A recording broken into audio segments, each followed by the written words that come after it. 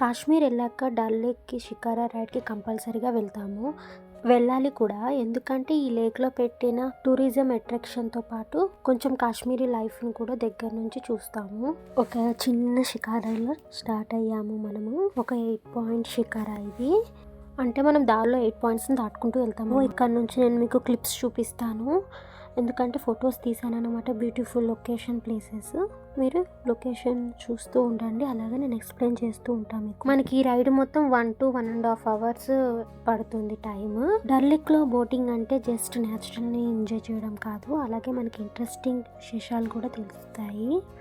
ఆ లేక్ లోపల ఉన్న చాలా విలేజెస్, అలాగే లోకల్ పీపుల్స్ గురించి కానీ, ఆ లేక్లో పెంచుకున్న కూరగాయలు, వాటర్ లెవెల్తో పాటు అక్కడ ఉన్న మొక్కలు గురించి కానీ ప్రతి ఇన్ఫర్మేషన్ మనకి తెలుస్తుంది.